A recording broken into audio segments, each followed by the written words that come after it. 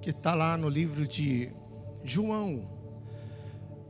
Mas vamos compreender ela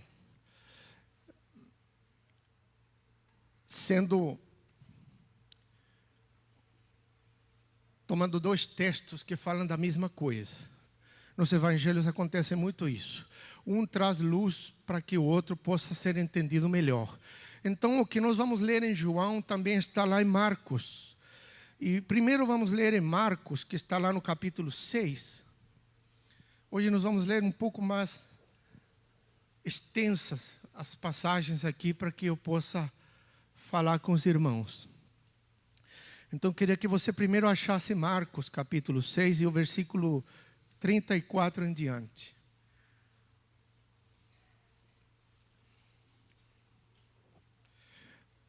Todo mundo achou? Amém? Lá diz o seguinte: Jesus, ao desembarcar, viu uma grande multidão e compadeceu-se dela, porque eram como ovelhas que não têm pastor, e começou a ensinar-lhes muitas coisas.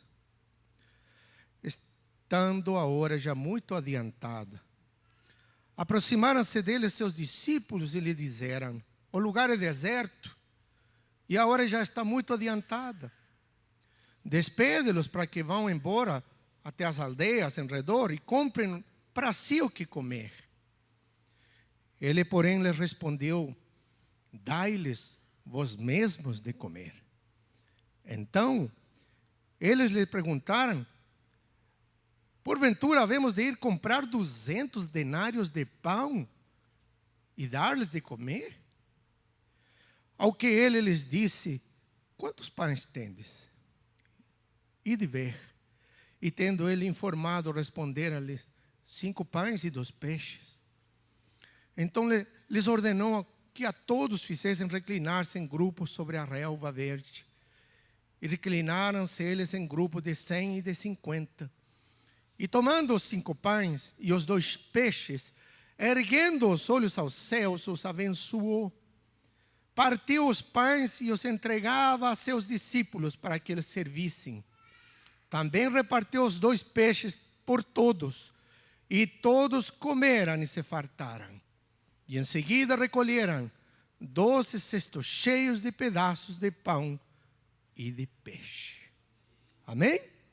Aí você vai pular para João, por favor. Também no capítulo 6.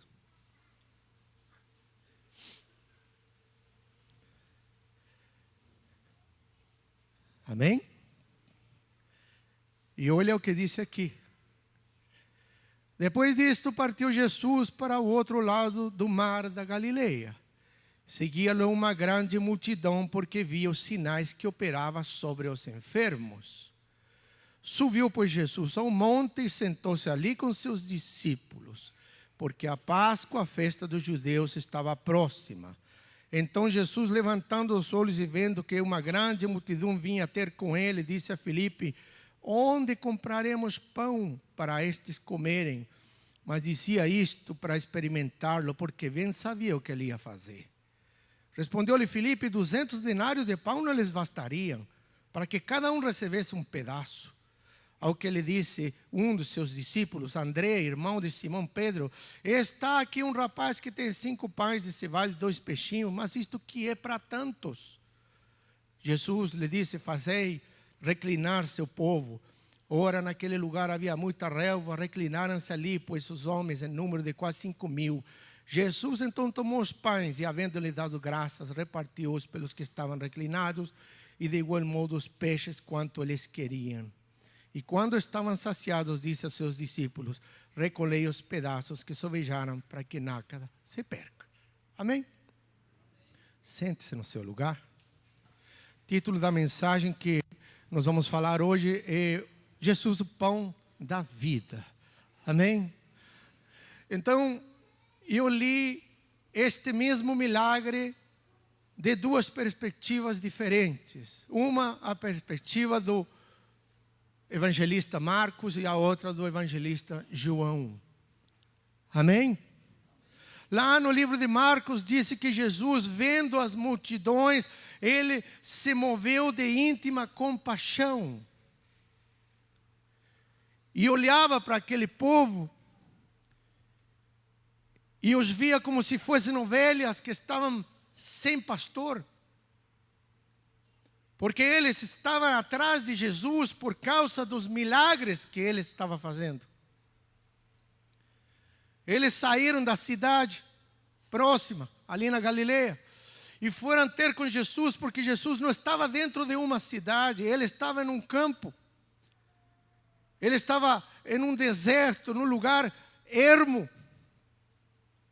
Ele não podia entrar mais nas cidades, porque senão a multidão provavelmente eu ia engolir.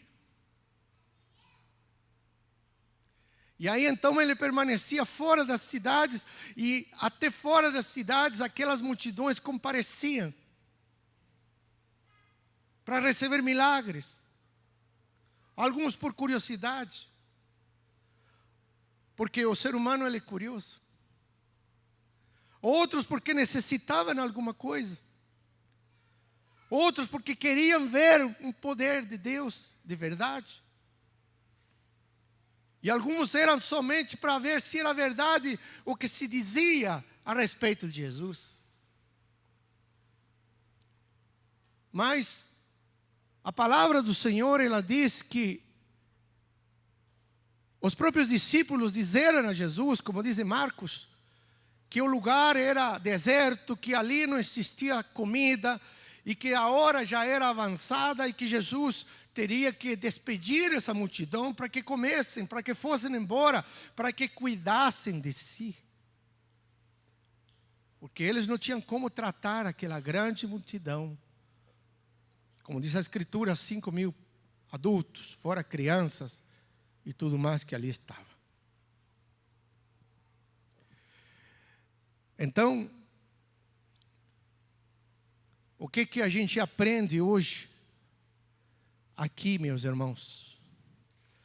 E eu quero que você preste atenção, porque quando nós lemos as Escrituras, nós temos que entender um pouco o contexto daquela Escritura, para que possamos entender também o que o Senhor quer nos falar por meio desse milagre.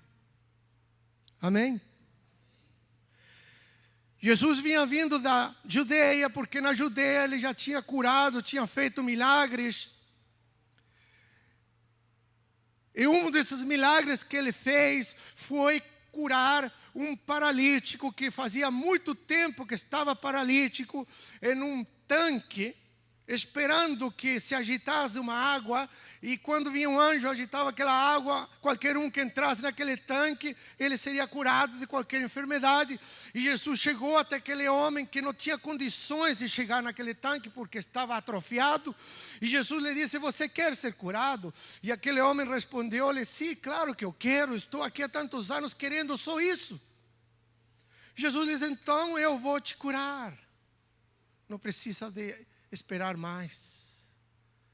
E foi feito ali um milagre tremendo, terrível, algo chocante, impactante para aquelas pessoas, que seria impactante para nós aqui hoje também.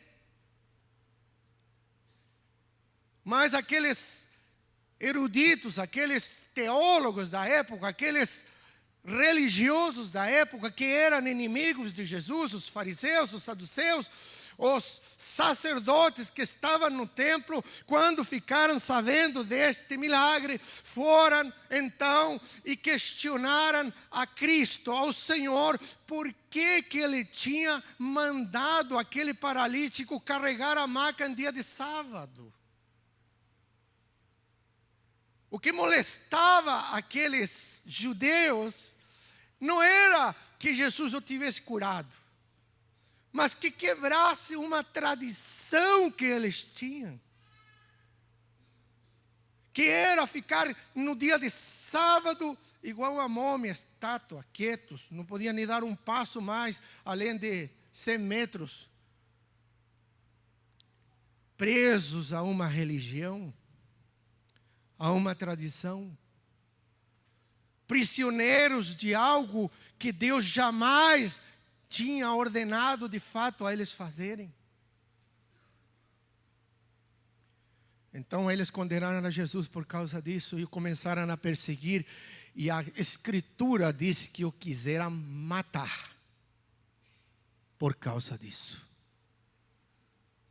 Aí Jesus saiu da Judeia, veio para Galileia, e aí acontece de chegar na Galileia e se encontrar com aquelas multidões, e vir a pregar aquelas multidões, e vir a curar os enfermos daquelas multidões, e vir a tratar as feridas daquelas multidões, porque Jesus veio para um povo que era mais humilde, um povo que estava mais longe do templo, um povo que era considerado a plebe, um povo que talvez não tinha a erudição que tinham os que estavam lá, os catedráticos que estavam lá naquele templo, aquelas pessoas que tinham educação, aquelas pessoas que falavam 4, 5 idiomas, aquelas pessoas que conheciam a Torá, que conheciam outros escritos, aqueles todos não conheciam a Jesus Cristo, não quiseram conhecer a Jesus Cristo, mas o Senhor, Ele se revelou para um povo simples, um povo humilde, um povo que era nas ovelhas do Senhor, como quem não tinha pastor, a eles que o Senhor se revelou. Aí Ele faz um milagre na boca deles para saciar a vontade da carne deles.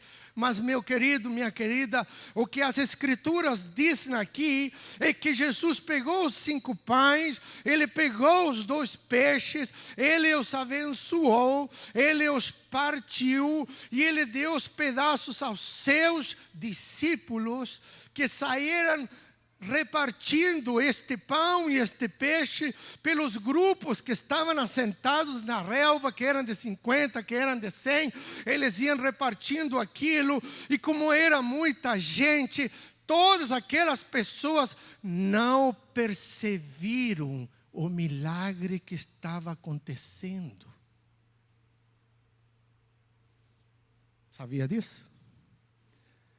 A única coisa que eles diziam: puxa, que legal, está nos dando pão, está nos dando peixe. Olha que legal, além de curar esses discípulos bacanas desse Messias, está nos dando o que comer.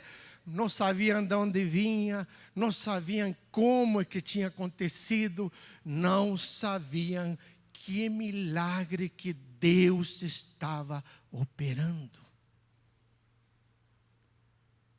O interessante é que nos nossos dias, nós estamos recebendo milagres, nós estamos recebendo provisões, nós estamos recebendo curas, nós estamos recebendo livramentos, nós estamos recebendo saúde, nós estamos recebendo bênção ao se converter gente da nossa casa, da nossa família.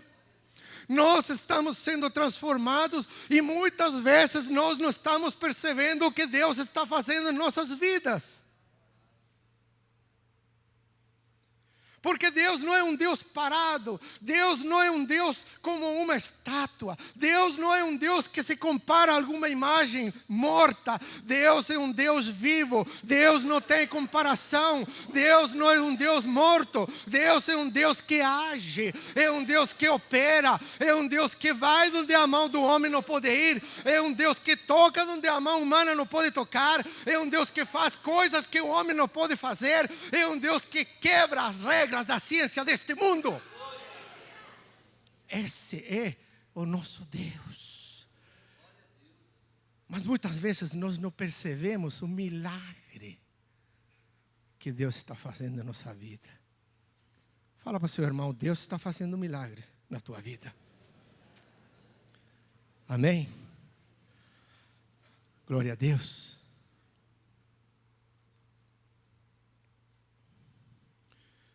Veja bem, no capítulo 6 ainda, abre a tua Bíblia lá, que depois essa história segue. Olha o que vai dar esse milagre aqui depois. Só João que relata isso. Marcos não relata não, mas João relata muito claramente o que sucede aqui. Se você procurar no versículo 25,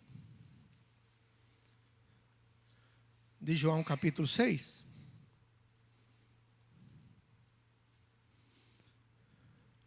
Você achou? Amém, né? Então diz assim, no 24 ele já esclarece, ele fala assim, quando pois viram que Jesus não estava ali, nem seus discípulos entraram neles também nos barcos e foram a Cafarnaum em busca de Jesus. E achando-lo no outro lado do mar, perguntaram-lhe, Rabi, quando chegaste até aqui? Você sabe por quê que tinha acontecido isto? Porque Jesus, ele tinha ficado naquele monte, tinha feito a multiplicação, tinha dito para os discípulos irem embora, e tinha despedido aquela multidão, e tinha subido para o monte a orar. Depois que ele subiu no monte a orar, viu lá do monte, porque do monte lá em Jerusalém, talvez você possa ver, se algum dia ter a oportunidade de ir lá, naquele monte dava para ver o mar da Galileia. Ele do monte viu aquele barco dos discípulos indo, navegando, e não conseguia chegar no outro lado, porque havia uma tempestade. Aí Jesus desceu daquele monte de noite, e foi caminhando por sobre as águas, chegou no barco. Aí acontece aquele milagre, em que Pedro lhe disse, olha, se o Senhor é o Senhor, então eu quero ir lá ter com o Senhor. E Pedro caminhou um pouquinho pelas águas, tudo isso aconteceu ali, e aí o Senhor Jesus entrando no barco, se acalmou a tempestade, eles chegaram no outro lado. Amém? Quando aquela multidão foi procurar Jesus, não o achou, porque ele já tinha ido embora. Mas aí eles ficaram com a cabeça bitolada, porque eles falaram, como é que ele foi embora? Se nós vemos os discípulos ir embora no barco que eles tinham. Os outros barcos foram tudo embora, e ele ficou. Então ele vai estar onde nós achamos que eles tinham que estar. Eles foram até lá e não o encontraram. E depois que não o encontraram, eles pegaram nos barcos e falaram, vamos atrás dele, então deve ter ido para Cafarnaum. E aí chegando, como diz a Escritura, perguntaram, como que o Senhor chegou até aqui? Amém?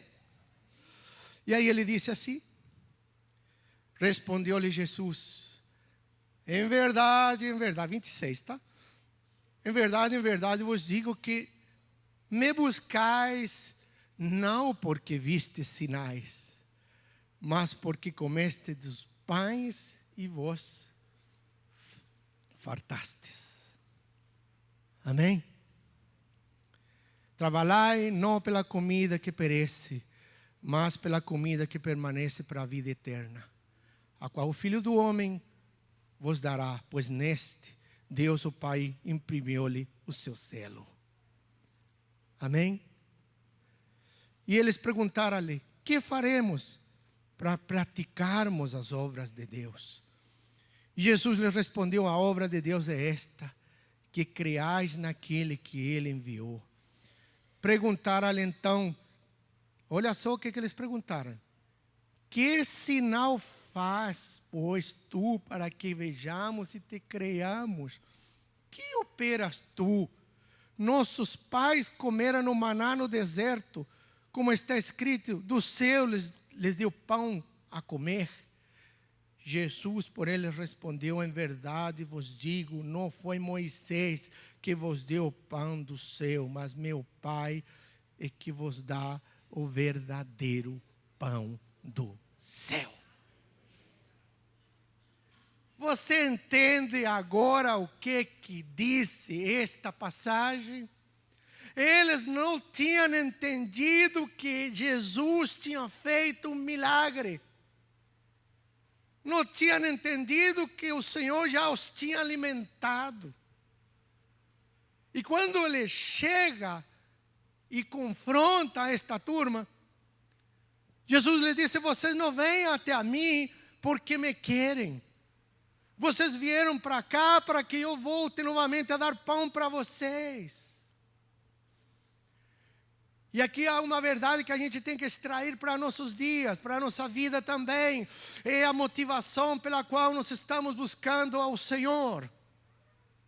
Por que que você, por que que eu nós estamos buscando ao Senhor? O que nos motiva a buscarmos ao Senhor? São as nossas necessidades materiais ou são as nossas necessidades espirituais? Jesus aqui está falando numa linguagem espiritual e eles estão falando numa linguagem carnal. Eles queriam pão para comer. Eles falaram da Escritura e disseram que nas Escrituras Moisés eles tinha dado maná para eles comerem, mas na verdade o maná apenas sustentava a carne.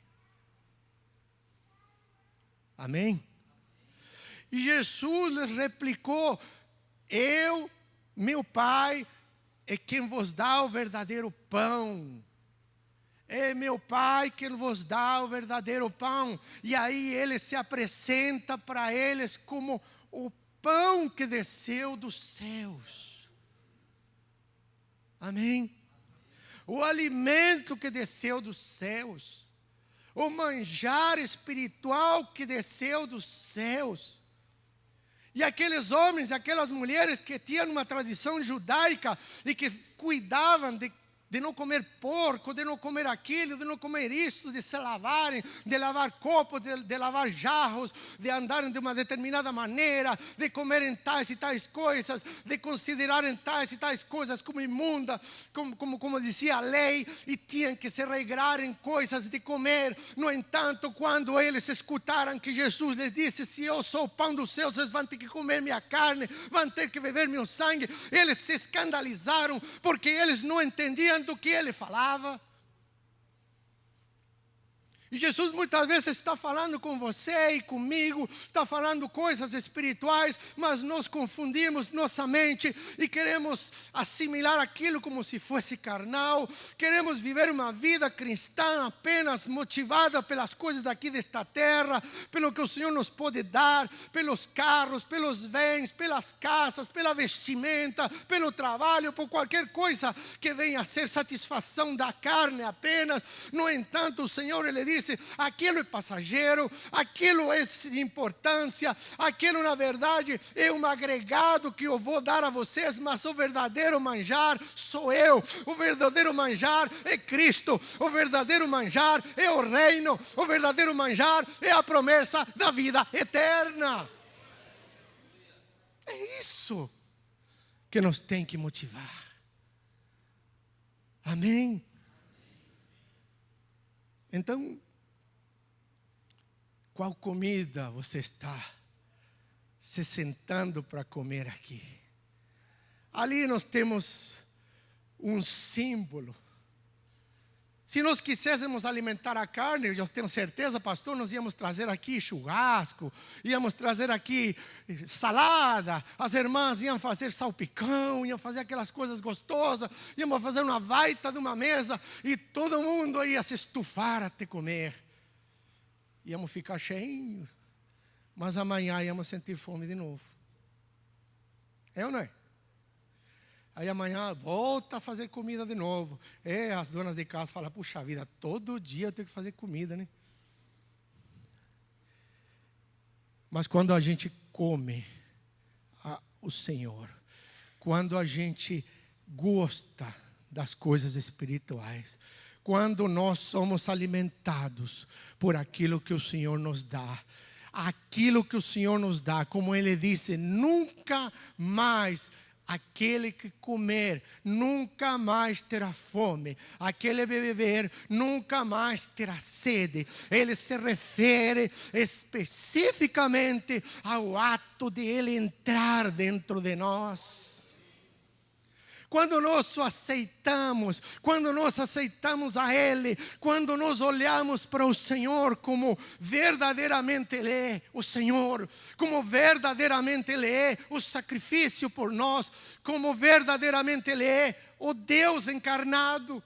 Aí quando nós cremos nesta mensagem, quando esta mensagem entra dentro de nós, aquele vazio terrível que nós tínhamos e que nascemos com Ele, passa a ser preenchido. Faça um esforço mental e lembre quando você não era convertido. Talvez você está aqui há muitos anos. Talvez você se converteu há muito tempo. Talvez você é novo convertido. Talvez você está querendo se converter aqui nessa manhã. Não sei qual é o teu estado. Não sei qual é a tua experiência espiritual. Se é de muitos anos. Talvez você, irmão, você nasceu num lar evangélico. Mas em algum momento, não importa se você nasceu num lar cristão. Não importa se te doutrinaram num lar evangélico. Tem que ter uma experiência de novo nascimento em tua vida. Tem que acontecer algo sobrenatural com você, algo Deus tem que mexer lá dentro, nas tuas entranhas. Deus tem que preencher um vazio que há dentro de você. Ali verdadeiramente você será selado com o Senhor, e Ele passará a ser Senhor da tua vida. É isto a experiência com o Senhor. Se nós não temos vivido isto, então nós vivemos uma religião. E por isso é que o Senhor vai entabular este diálogo com esses judeus e os confrontar, porque eram um povo religioso. Ele vai bater na ferida, como se diz. Ele vai se apresentar como Ele é. Jesus se apresenta a nós como Ele é. Senhor. Amém. Amém. Aqui, irmãos, Ele se disse ser o pão vivo que desceu dos céus. E eu acho que eu tenho tempo de falar alguma coisa do contexto profético, para que você possa entender melhor todo esse diálogo que o Senhor quer te ensinar nesta manhã. Abre a tua Bíblia em Miqueias, Velho Testamento, profetas menores, Miqueias, capítulo de número 5. Versículo de número 2. Miqueias.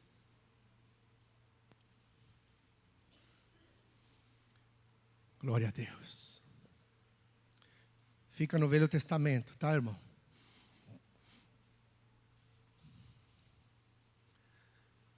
Amém? Está aqui no telão, para quem não achou. Este profeta, ele fala algo messiânico. E ele disse o quê? E tu, Belém Efrata, posto que pequena entre os milhares de Judá, de ti me sairá o que governará em Israel, e cujas saídas são desde os tempos antigos, desde os dias da eternidade. Amém? Vamos entender então, primeiramente aqui, irmão, olha para o texto, de quem que está falando o profeta? A quem que ele está anunciando? Jesus. Amém? Repite comigo, Jesus. Ele queria nascer em Belém. Como vocês sabem já, ele nasceu de fato em Belém. E a tradição diz que Belém era o quê? Casa de pão. Por que é que ele iria nascer na casa do pão? Por que é que Deus iria justamente escolher entre as milhares de cidades que tinha em Israel, justamente uma cidade pequenininha, insignificante, mas que tinha um nome revelador, um nome profético, que era a casa de pão? Porque o pão de Deus iria nascer nessa cidade.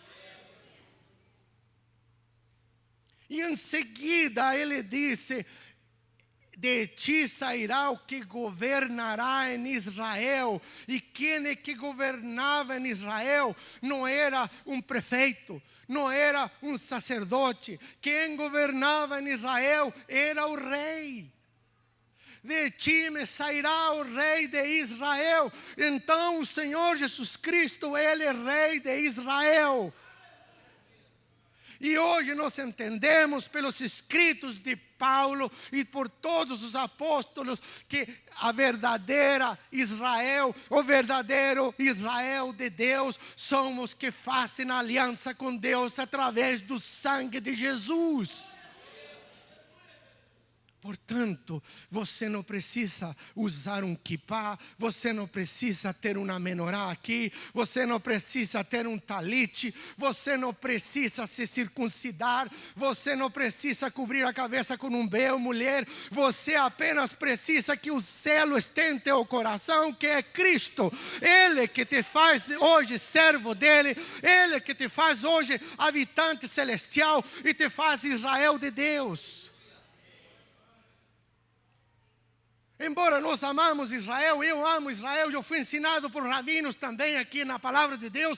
No entanto, eu creio hoje que o Senhor Jesus Cristo, Ele opera nas primícias que estão lá em Israel, mas opera também nas nações, em toda a dispersão, de uma mesma maneira, porque a palavra diz que há um só Deus, há um só Senhor, há um só Espírito, há uma só igreja, e não há várias igrejas, é uma só, é uma só.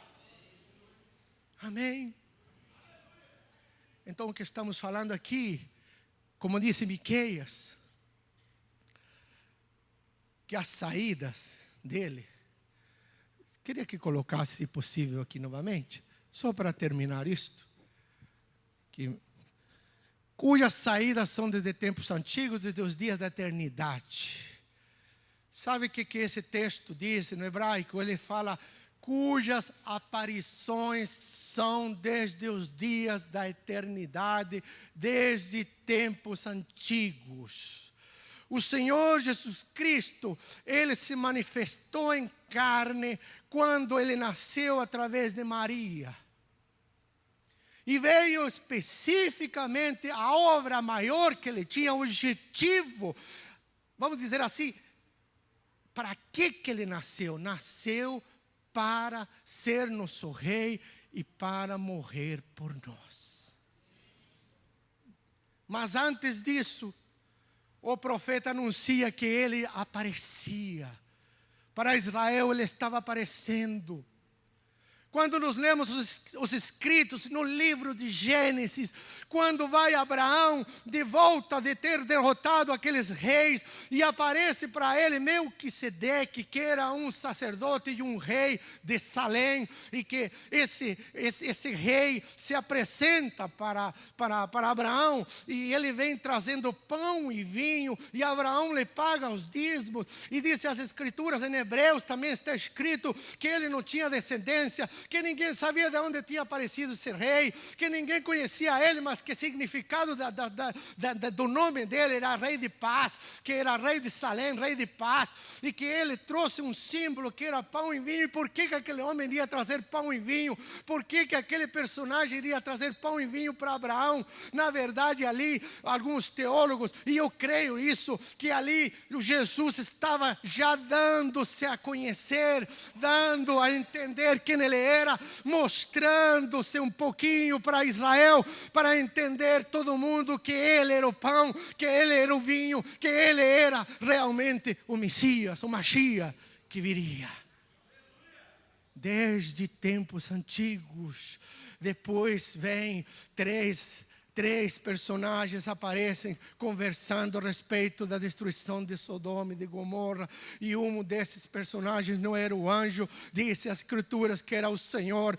E também tem essas mesmas aparições nos milagres que aconteceram com Daniel na fornalha ardente, e por aí nós vamos vendo que sempre o Senhor se deixou ver, sempre o Senhor se deixou ter testemunho, até que finalmente veio em carne, até que finalmente ele apareceu de verdade, e todos o tocaram, ouviram e escutaram sua mensagem. Por isso é que João, quando ele começa suas cartas, ele disse assim, ele disse: olha, aquele que nós tocamos, aquele que nós apalpamos, aquele que eu me recostava no peito dele, esse é o verbo da vida, esse é o Senhor vivo, é o que desceu dos céus, ele é verdadeiramente o Deus encarnado.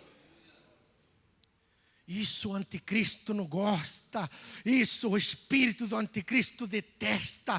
Por isso que as seitas que hoje estão por aí no mundo, que arrecadam milhares de pessoas, elas pregam: não, Jesus não era Deus, não. Jesus era um profeta, ele era um homem bom, ele era uma emanação, ele era uma aparição apenas. O tempo dele já passou. Jeová é o único Jeová, não existe Jesus como Deus. Quantos já ouviram esse papo? Mas nós, nesta manhã, estamos celebrando ao Deus vivo, ao pão que desceu dos céus. E eu quero nesse momento finalizar esta mensagem, esta palavra que é curta, mas que possa te levar a pensar a quem você serve. Amém, querido? Ele depois vai dialogando nessa mesma mensagem. Se pudéssemos ter mais tempo aqui, ele disse assim: olha, ninguém poderá vir até mim se o Pai não o trouxer. É ou não é? Se o Pai não o trouxer. E isso aí é a base que nós temos hoje para a doutrina na qual nós cremos na predestinação divina.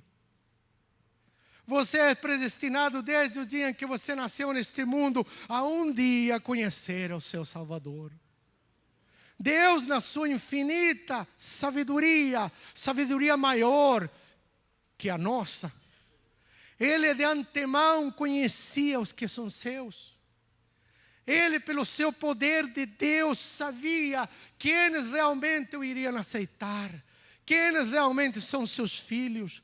Nós não podemos distinguir de joio e trigo, mas Ele sabe quem é o trigo e sabe quem é o joio. Amém? No entanto, você hoje, se está aqui, se você tem a presença de Deus em seu coração, saiba que Deus te escolheu para ser filho dele. Saiba que Deus te escolheu antes de você nascer. Saiba que a sua história estava escrita lá no livro da vida de Deus, para que você pudesse conhecer a Ele, para que você pudesse conhecer a manifestação dele. E a manifestação dele é Cristo. A manifestação corpórea dele é o Senhor Jesus Cristo. Quando os três, a Trindade, ela conversa lá no Gênesis, dizendo: façamos o homem a nossa imagem e a nossa semelhança. Em Gênesis capítulo 2, eles estão conferenciando a quem que vai se parecer? Ao Espírito Santo? Vai se parecer com o Pai? Vai se parecer com Jesus? Vamos fazer eles se parecerem com aquele por quem são todas as coisas e para quem são todas as coisas, com Jesus. Façamos ele a imagem e conforme a semelhança do Filho de Deus. Por isso você é um pequeno Cristo hoje. Por isso você tem que levantar sua cabeça aqui nesta manhã. Nós confessamos nossos pecados aqui. E o Senhor é fiel e justo para nos perdoar os pecados. Então não deixe que o diabo venha lhe acusar. Não deixe que o inimigo venha desencorajar a sua fé. Não deixe que a religião venha matar a fé que o Senhor colocou em sua vida. Não deixe que os homens, como eu muitas vezes, que são falhos, venham a manchar aquilo que o Senhor escreveu no seu coração. Nós hoje somos servos da igreja, mas é a igreja que é a noiva do Senhor Jesus Cristo. É a Ele que nós prestamos a adoração. Quando nossos irmãos aqui adoram, não adoram a si mesmo, adoram ao Deus vivo. E por isso nessa manhã, concluindo essa mensagem, queria que você pudesse estar aqui, se apresentando aqui nessa mesa, como fazendo-la ao Deus vivo. Esses dias atrás eu estava aqui sentado lá na galeria de cima, observando a igreja.